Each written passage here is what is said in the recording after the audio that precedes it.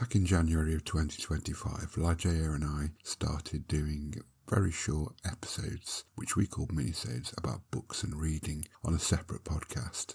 Over time they became a bit longer because we like talking about books, and we've now moved obviously to the Devil's Library. So we've recovered some of those earlier episodes. The sound quality in places is a bit dodgy, so apologies for that, but enjoy these.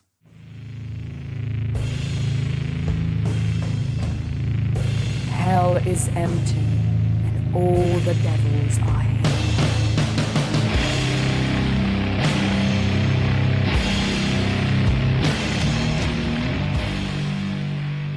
Hello everybody, welcome to our new minisode or shorter episode that we do about the books. Today it's me, Ligeia, hail Satan, and my friend Leraje.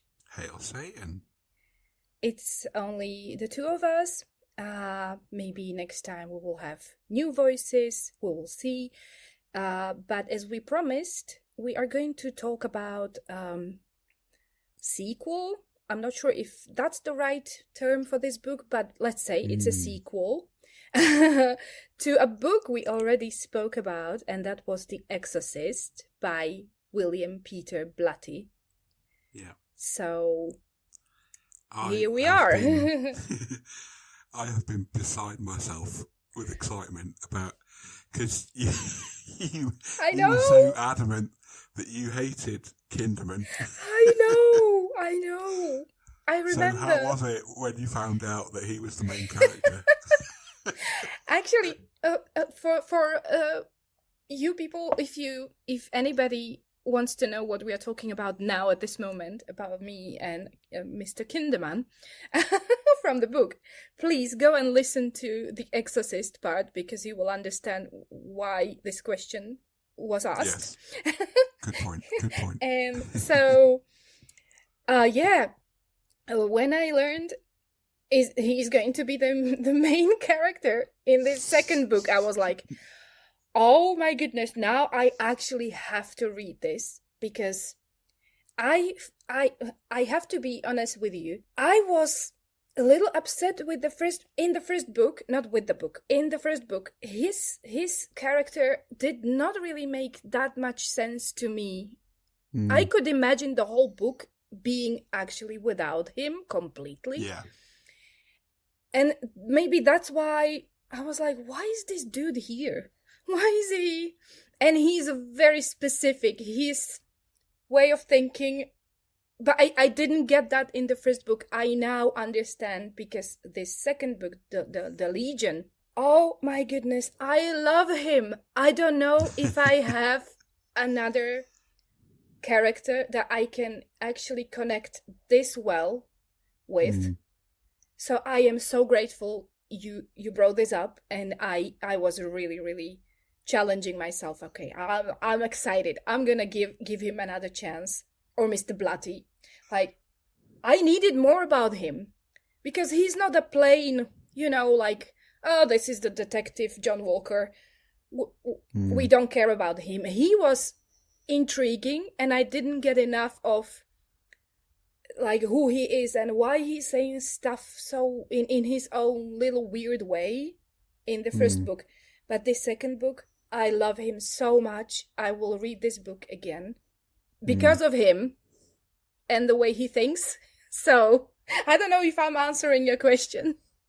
No, you absolutely are. It's I mean, it's almost like he's a completely different character. Yes, really. I don't really see that he is the same person. Maybe because I know, and I look back on the first book, The Exorcist. I just know it's him because of his name. The name, yeah. And he's a detective. But other than that, yeah. It is a completely different level, this book. Yeah. I mean, it's not just his character that's so very different. The whole book is so different in tone. Absolutely. I don't know if I can say this, it's just my opinion, but I wouldn't even call this book a horror book.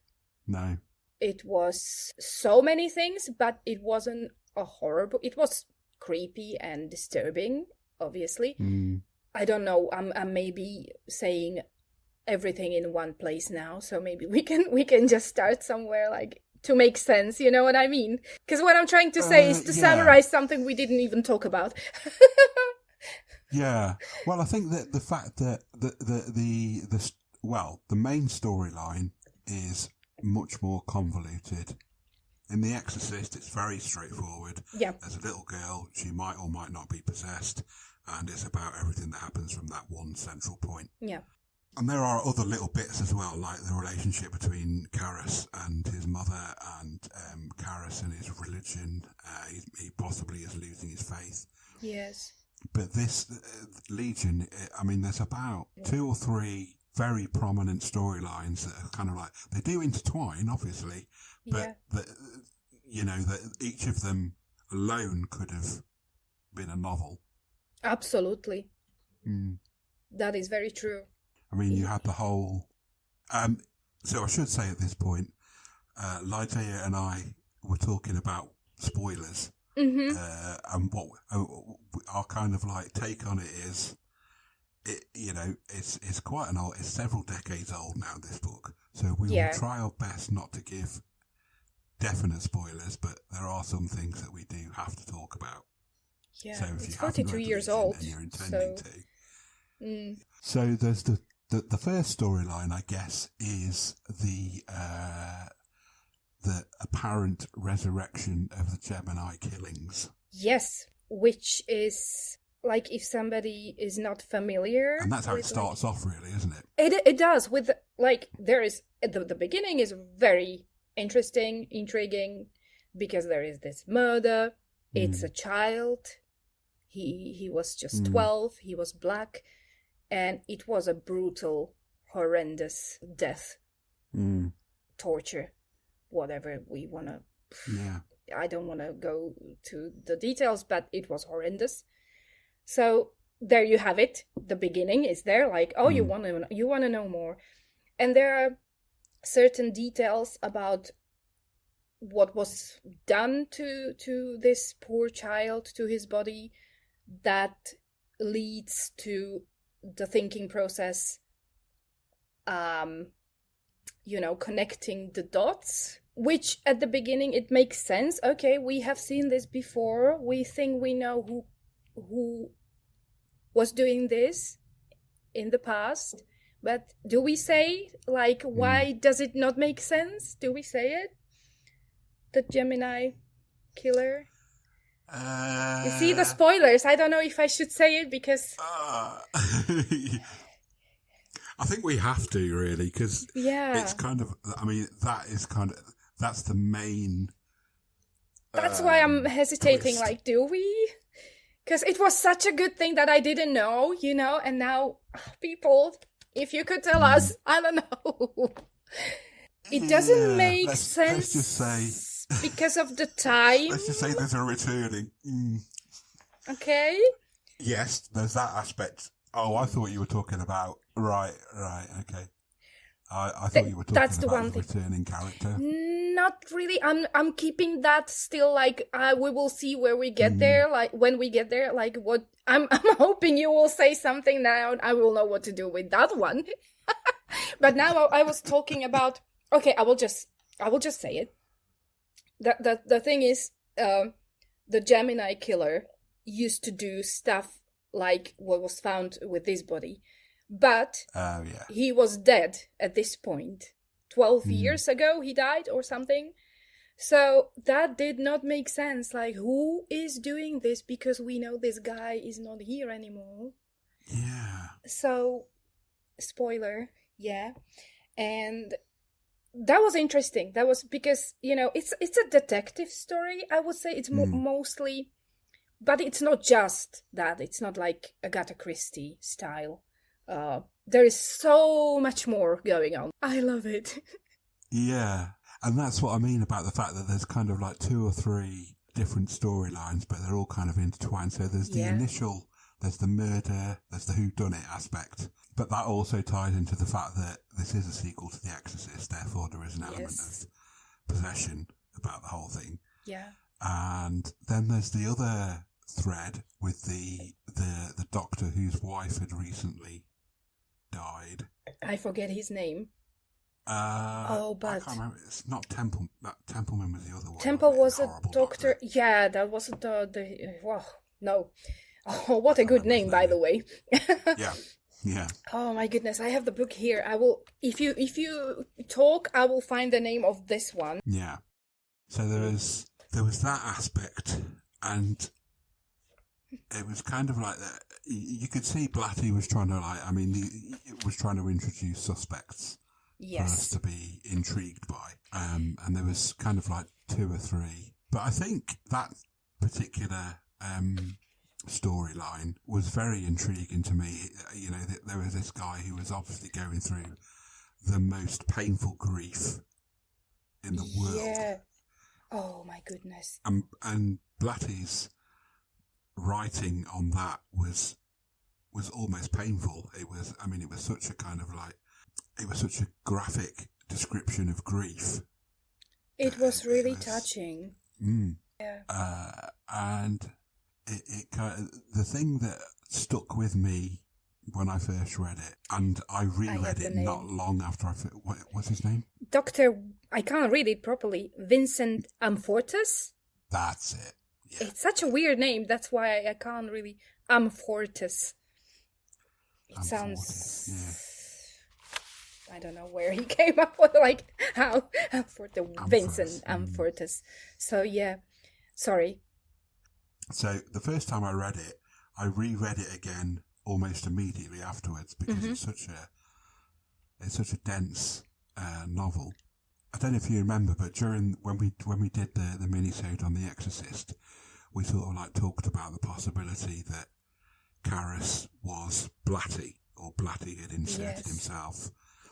And I think he'd done the same in Legion, but he was Kinderman this time.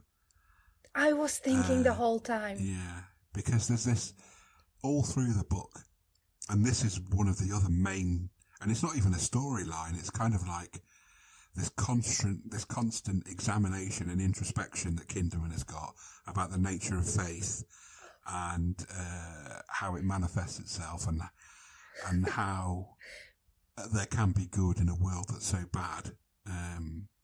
The Karamazov brothers. Yeah, that part. Exactly. Oh. Yes, I mean that was presented as Kinderman's favourite novel. Yes. What it means from a kind of like, I mean, Kinderman is a religious Jew, isn't he? Yes. He's Jewish. Yes. Yeah. I mean, and that is part of the Jewish faith, that kind of like examination of God, the nature of God. And those were the bits that I actually found most interesting and liked the most about the whole book, to be honest. I just laughed. I'm sorry if I don't want to be misunderstood now when you said he was Jewish.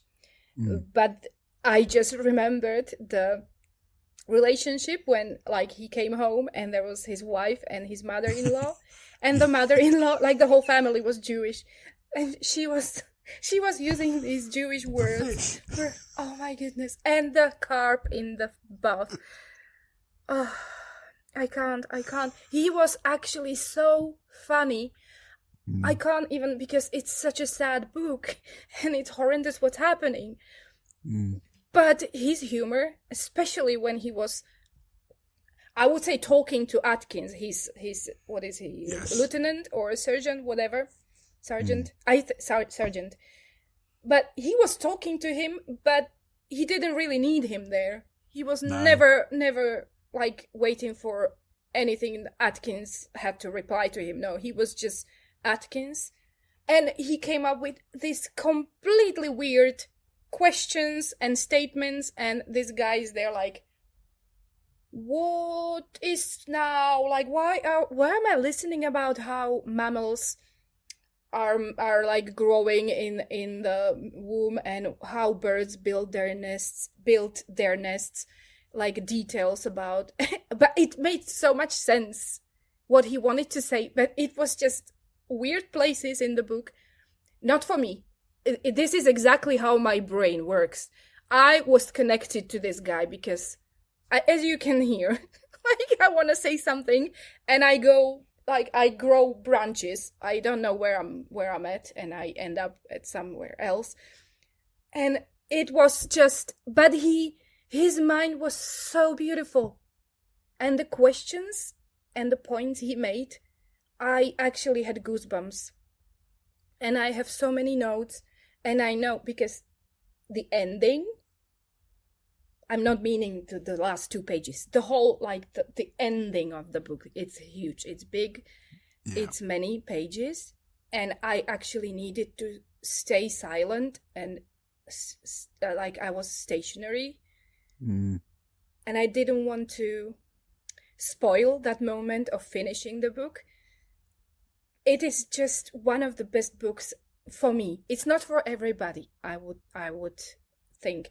It's a slow pace, a book for people who like to think, who like philosophy, combined with psychology, with mystery, theology, the questions of good and evil, science and faith. It's certainly a much more introspective book Yes. than The Exorcist was. Yeah. It gave me a lot. I love this book. Absolutely love it. And I really will be coming back to certain points. If you can see, I don't know, I will show you, Leraje. We can see each other. Like I have these little notes. And one here, because this one on the side is about Satan. Ooh.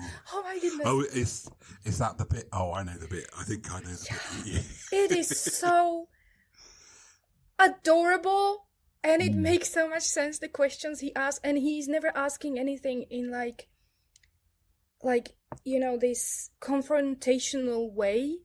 Yeah. He is just being like a child, asking questions that make sense. I love him. I mean, he is the kind of like ultimate detective, because he wants answers to, and you know, he's seriously going about investigating in his own mind, in his own way. Yeah. Or, you know, what are the answers to the big questions? And here's kind of like his theory that evolution is Satan reassembling himself so he can go back to God. Yeah. It's kind of, I don't want to give it credence, because obviously, you know, don't believe in God. No, but it's such a new way of looking at it. Yeah, because he's constantly asking why the great God doesn't make any sense, because there is this happening. This child is dead, for example. Then you have all those patients at the psychiatric ward who are suffering. Those patients, like there is a part of the book where you go through like what happened to, I don't know, maybe 8 people. You go through like a short summary of why that person is there, the age, what happened. It is breaking my heart. This is a topic for me. It's fascinating how we still don't understand why these psychiatric problems or pains are happening to us. Yeah. And to actually diagnose a person and find a way how to approach it, not to harm the person even more. This is absolutely heartbreaking. And where was I going with this? You see, but the question, like, why would that God make us like this then? Like, why? Well, yeah, I mean, you know, we come back to the brothers Karamazov again, and you know, that kind of if God, you know, and this was an argument put forth by Byron as well in some of, and William Blake in some of their writings. You know, if God is all powerful, then he can't be all good. Exactly. And if he's all good, then he can't be all powerful. Yeah. I mean, the two things are not compatible. But yeah, and it's a book of investigation, because you've got Kinderman doing his investigation into these murders, his own private investigation into the nature of God, and you've got these doctors who are, as you say, investigating the mysteries of mental illness and psychiatric disorders. You've got this poor guy who's going through the most awful grief, trying to kind of like make sense of that, in a sense, investigate that.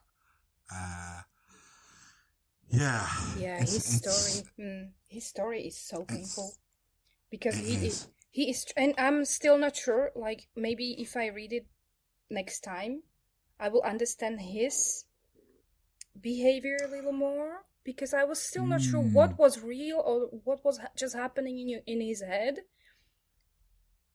It was that those sections of the book were definitely, for me anyway, they were definitely the hardest to kind of.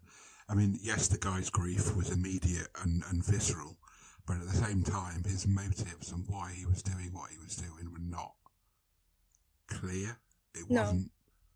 But maybe that's the point. Well, yeah, exactly. Yeah, I mean, when you're in that amount of pain. I think Blatty did it on purpose like this. It should not be completely clear to us. No. Because then, it wouldn't be mental. I don't like these words, disorder or issue. I don't know what else to use, but you know what I'm trying to say. The grief made him feel and go to places in his, I don't know, unconscious mind or psyche or whatever, that they don't make sense to when you are in a state of logic, and Yeah, no, they're not. It doesn't make, and that's beautiful how he did it. It was perfect. It doesn't need to make sense to me. That's what's scary and also fascinating to me, if it makes sense. Yeah. It's a very sad book in a lot of ways. Yes. I mean,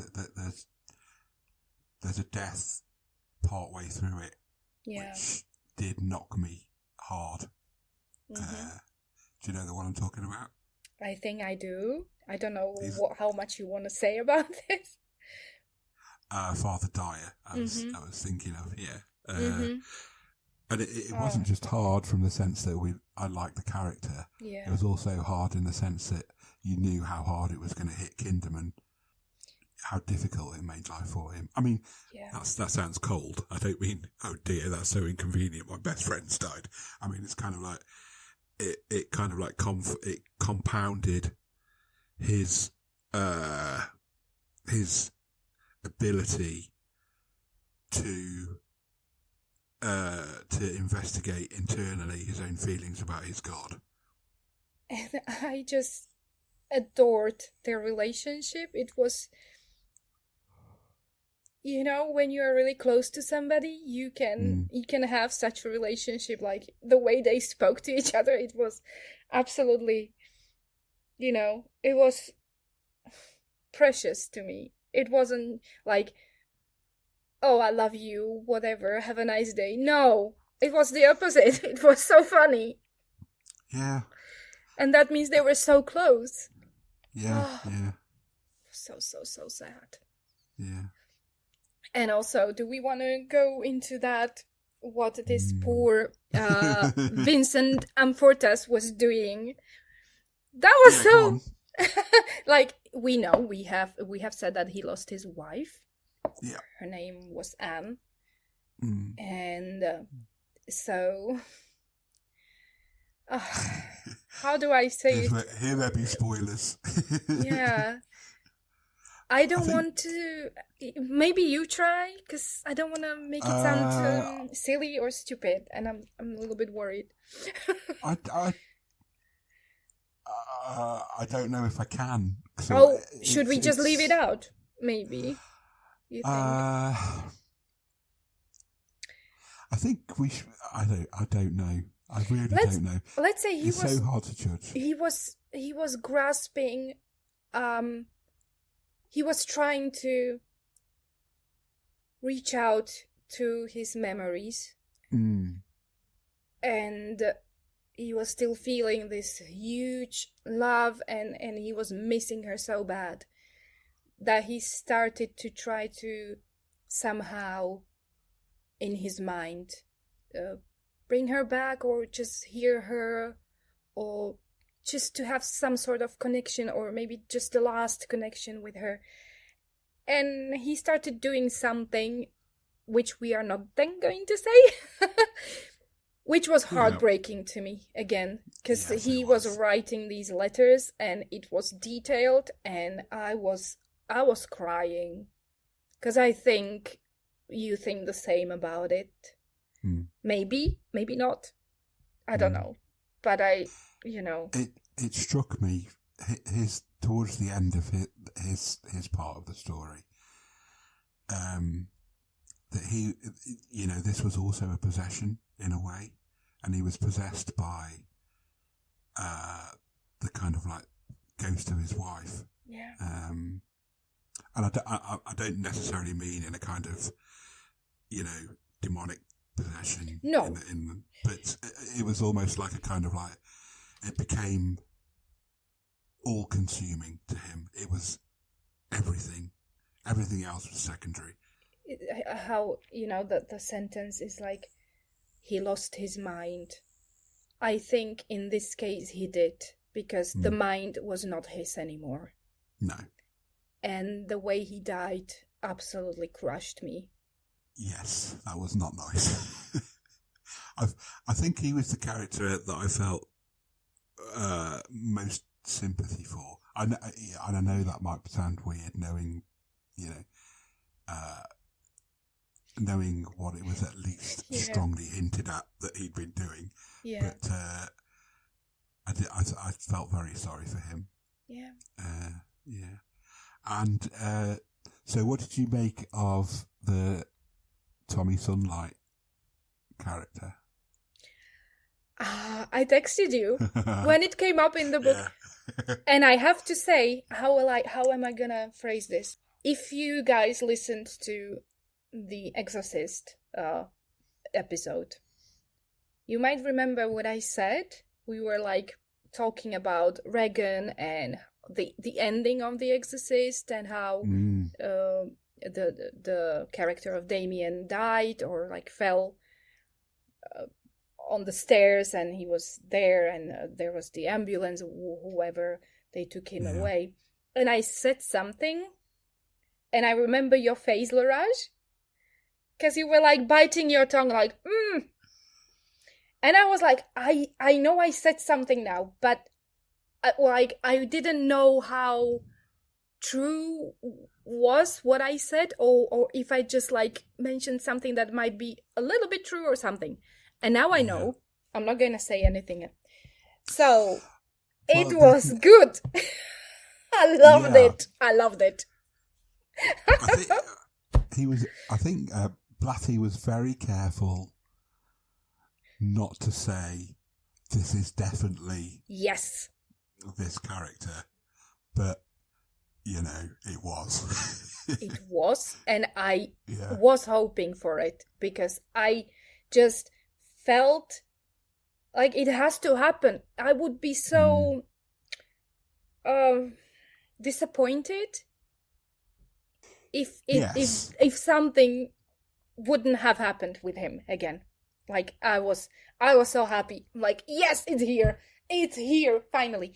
And also that was the actual connection to the first book. Yeah. Because otherwise, really, the only connection. Yeah, otherwise it could have been just not a sequence to anything. Oh, what a sequel? So I was waiting for that moment. Like, okay, this book is good. The Kinderman is here. Okay, where is the we need more connection to the first book if this is. And then it came, and I was happy. I was happy. And I was happy it didn't happen on the first page. You have to go through like half of the book. I loved it. Yeah. What a tease! I loved it. Yeah. You need to deserve it. So, bearing all that in mind, what we've just been talking about for the last 20-25 minutes, I'm interested in you revisiting your hypothesis about the abuse angle as it pertains to Reagan. After reading Legion, do you still think that's a viable hypothesis, or has reading Legion changed your mind a bit? I don't know the story behind Mr. Blatty's motivation to write this book, and I think there is it's 3 books actually. Yeah. It's the 9th configuration book. I'm not sure about the order. I think the Exorcist is first. So it is still possible in my mind that there were maybe things true from what I said. It doesn't have to be. Maybe it's just my interpretation. And also, it's not the only interpretation that I have about that. It was just something that struck me as like, I see these symptoms of that. Or is it just my experience with my abuse that happens to me? I'm seeing it everywhere. I don't know. That can also be true.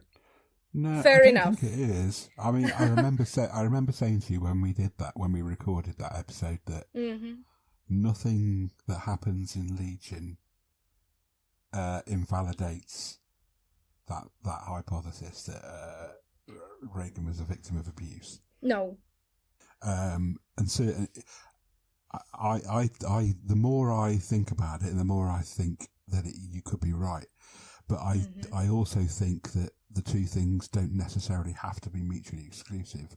It could have been the abuse opened the door, and that's when Pazuzu entered. It didn't necessarily have to be all Pazuzu and no abuse, and it didn't have to be all abuse and no Pazuzu. Pazuzu. Bloody no. Pazuzu. It could be a bit of both. Yeah. But yeah, I was kind of rereading it was a very different experience as an adult, because I read it not long after I read The Exorcist, so I was early mid-teens, and I did enjoy it very much, but I enjoyed it more as an adult. Yeah. And I got more out of it, I think. Yeah, it was first time for me. I can't really see myself as a teenager understanding it, but that's just me. I don't remember not understanding it, but as I said earlier, I did read it again almost immediately after finishing it. And that was probably because I found bits of it difficult and wanted to have another go at it. Certainly the more kind of like the very sort of like the religious questioning that Kinderman does throughout the book, I think was more the bits that I struggled with as a younger person. Not necessarily. I mean, they weren't difficult questions, but they were kind of presented in a way, because Kinderman is such a kind of like random guy in the way that he approaches a problem. Like the things you were saying earlier about he goes on weird tangents about how birds build their nests and the evolution of the human eye and all this kind of stuff. Oh my goodness. I think probably as a teenager that was more difficult to process than a kind of like standard story about a serial killer possibly coming back to life. Yeah, basically.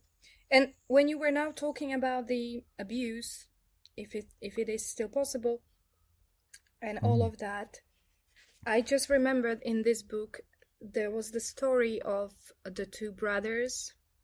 It was a horrible story. So, and that is clearly abuse what happened. Yeah. So it got me thinking about the position. What if the whole thing is a metaphor for many kinds of abuse? Like the Reagan was clearly, for me, like sexual nature. Sexually abused, yeah. But there are other sorts of things, and... Well, Legion starts off with an act of abuse against a boy, a young boy. So, yes. So, yeah, I mean, it's I certainly think reading that both could be books the again demon, as an adult. you know? Yeah. Which it is. In any case, like, abuse is abuse. It doesn't matter if it's sexual, whatever abuse, it's abuse, and it's awful, and only people do that. Like, come on. Yeah. And it hurts people in ways that are, like, sometimes they can't be, not fixed, but, you know, they will never get their sanity back. Damaged, yeah. Forever. Mm. And then, absolutely. you know, then they have these demons. Nobody asked for them. And, you know, it's horrible. It's absolutely horrendous. And again, you can say that was part of Kinderman's investigation as well. We talked earlier about the fact that Kinderman was trying to make sense of why there was evil in a world that was created by someone who says he was all good. Yeah. And you know, the kind of like background of abuse that runs throughout, particularly Legion, maybe more overtly than the Exorcist. Yes. Is kind of illustrative of that, in my opinion, anyway. Exactly. That's what I meant. Maybe it's actually a confirmation about could be that. Yeah. And maybe I'm reading too much into that. Maybe it's like, you know, it has so many colors and layers. Yeah. Well, we said last time, you know, there's no wrong interpretation of art. It's all relative to you as a person. I'm sorry. I was looking for like his the sentences, the questions this Kinderman guy asks. Like, for example, he was just talking to this Sergeant Atkins, and like out of nowhere he asks, "Have you any idea why the speed of light should be the top limiting speed in the universe?" And the Atkins guy answers, "No, why?" "I don't know," says Kinderman. He shrugged. "I was just asking." I mean, I love this. And then he continues with questions about the case they are actually trying to solve. I'm like, what happened? I think the kid... I know. That's what I mean by tangents. But it's kind of like, I think to a character like Kinderman, everything is part of the same mystery. Yes. And all questions, whether they be about the speed of light, or how the human eye evolved, or how birds build their nests, or how a young boy came to be crucified, they're all part of the same overall mystery. Absolutely. To him, I think. Absolutely. So for him, it's not like he is actually like turning around and going another direction. It's still the same thing for him. Yeah. But at the first read, it's like, what are you saying? But I knew there is connection for him.